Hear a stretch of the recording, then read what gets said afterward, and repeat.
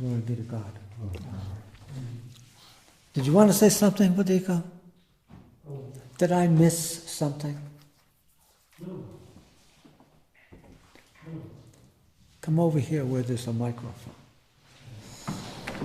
So what I want to say, be content with what you have. Just like we are. We are content. But they want me to, on a YouTube, and they want me to blow my horn, proclaim,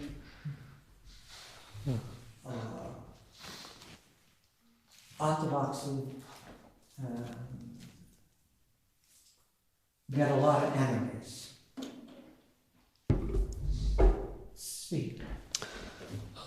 It's a special day at the convent today for the Feast of the 12 Apostles. And yesterday one of the parishioners found a picture on the internet of Archbishop Andrew of Novo-Diveyevo.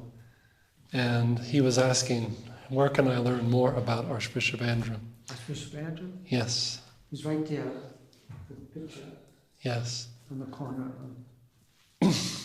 Now, Archbishop Andrew reposed on this day. Yes, this is the day. He died on his name day. Okay. He was the last of the Optinei fathers, I think. So. He was clairvoyant. Yes. God gave him the gift of clairvoyance.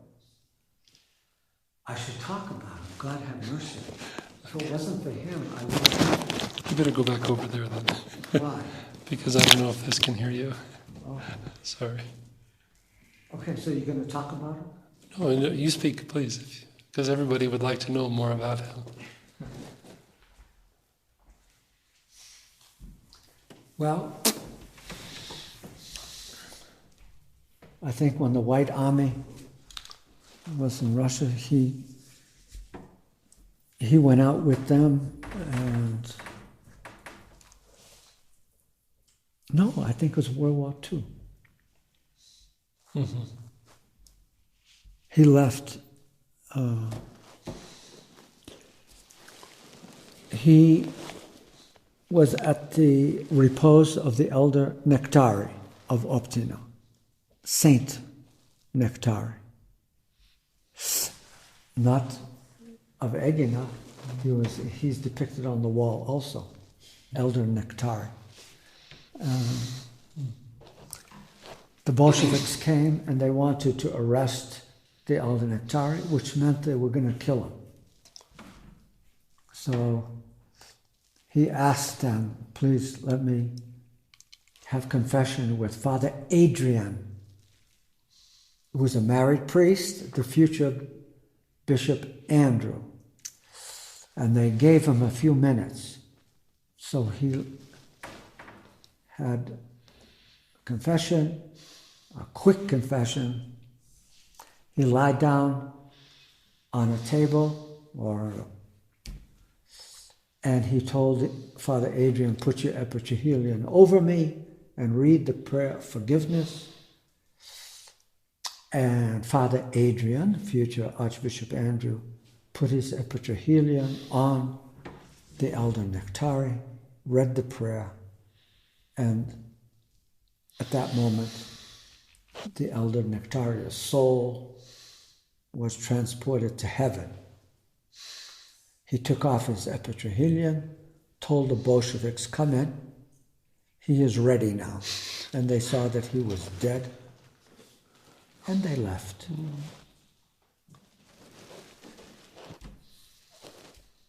He prophesied to him, and Father Adrian took his flock as he could out, and they walked, and there was an occasion where the Americans were dropping bombs in Germany, and he was in Germany. I think he retreated, maybe with the Germans. Then they were put in camps, but the Americans were dropping bombs all over it. So he took his icon and his flock, and they walked right down the middle of the street,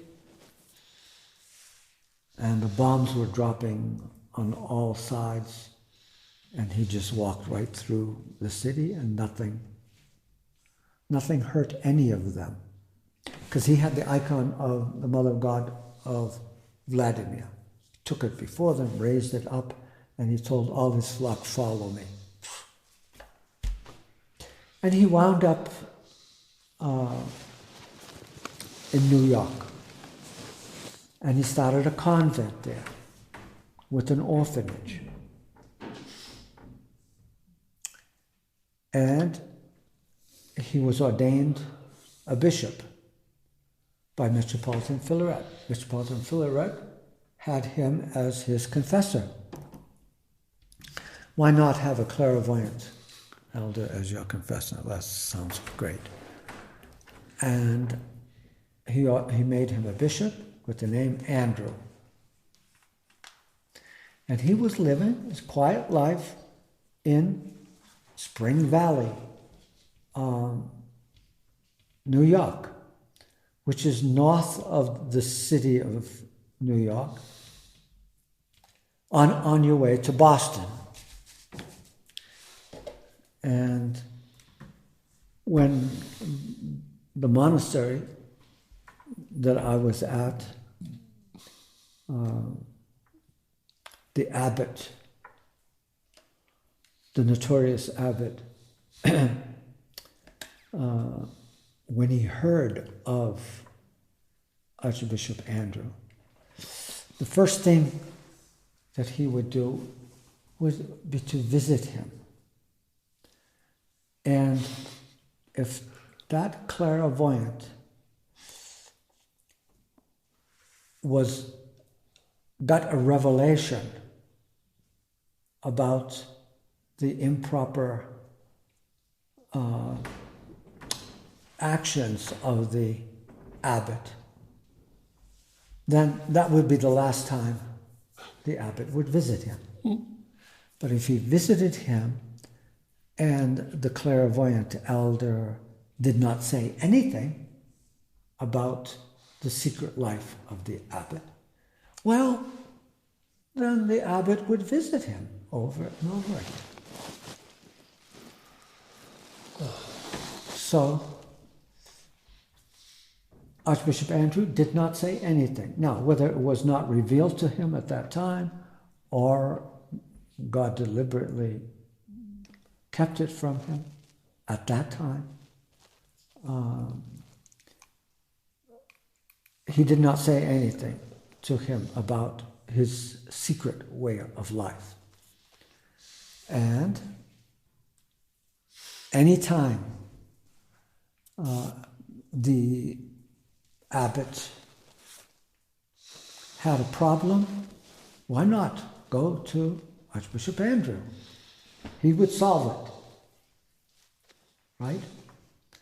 And so he sent down many people that he could not help. He could not help to Archbishop Andrew. And Archbishop Andrew would receive the person, they're mostly lay people, and direct them and help them and change their way of lives. Well, how much do you want me to talk about him? It could go on and on and on. Mm-hmm. Well, whenever the abbot had a problem, he would go to Archbishop Andrew to solve that problem, and he would call him his confessor. But the Archbishop didn't say anything about him.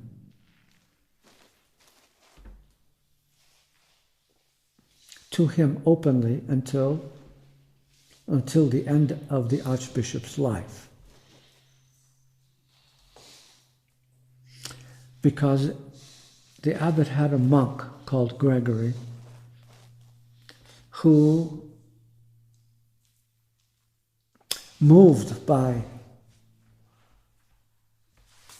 God through the prayers of St. John Maximovich, asked the Bishop Andrew, is it from God that I should go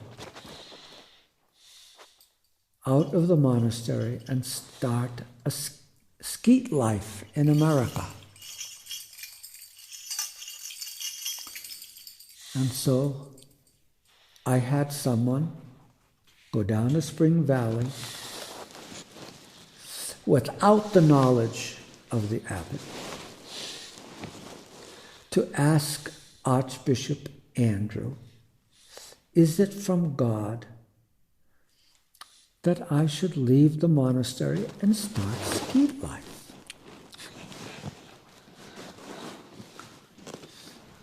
And the answer was yes. And he blessed the naming of the monastery, der mission. And he said men would come one by one, and that we would live with much love. So he blessed it. And I thought, since he blessed it, the abbot, a person I thought had the fear of God, knowing that his spiritual father and a clairvoyant to boot on top of that, and that once he heard that Archbishop Andrew blessed it, he would say, oh, that's wonderful.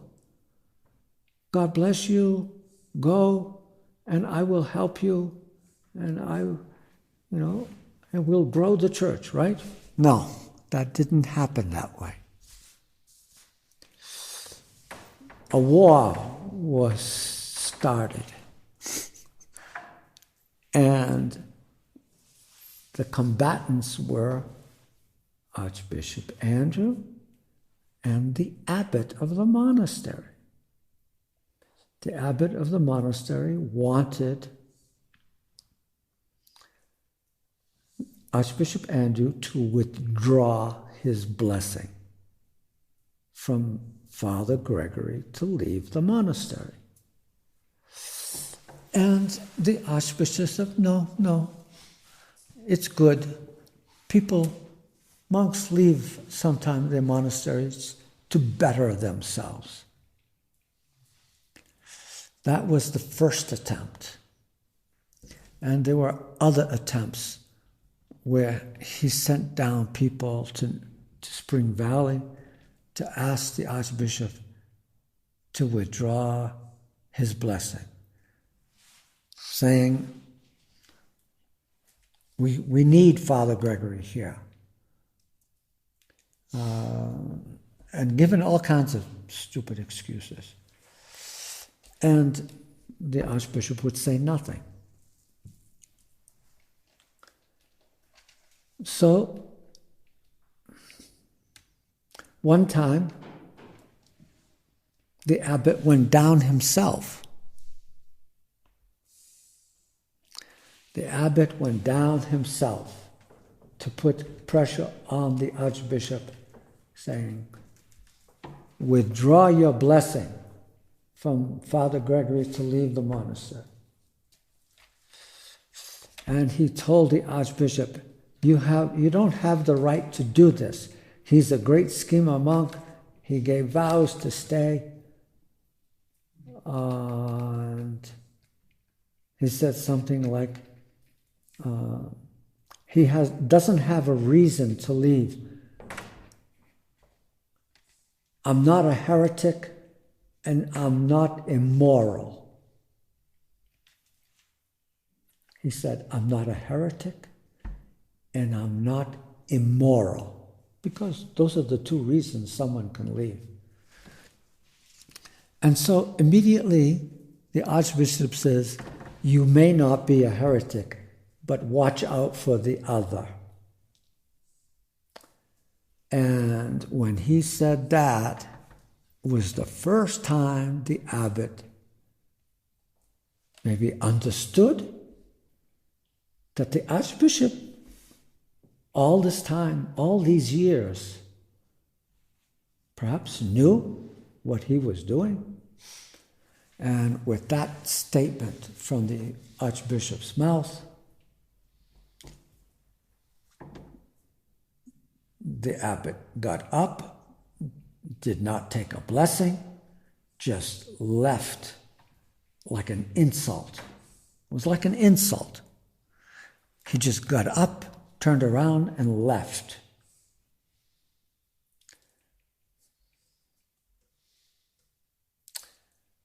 And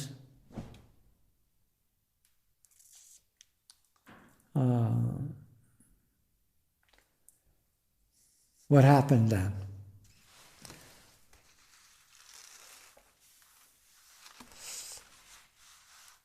He gave it one more try, I think, and he sent down the Archbishop was getting sick, so and he was shaking a lot, and he gave it one more try. So he sent Father Isaac and I down together. He didn't have the nerve to see him again face to face.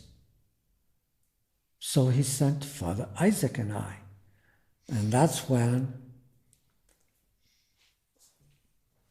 he was the Archbishop, the clairvoyant, the holy, the saintly person, was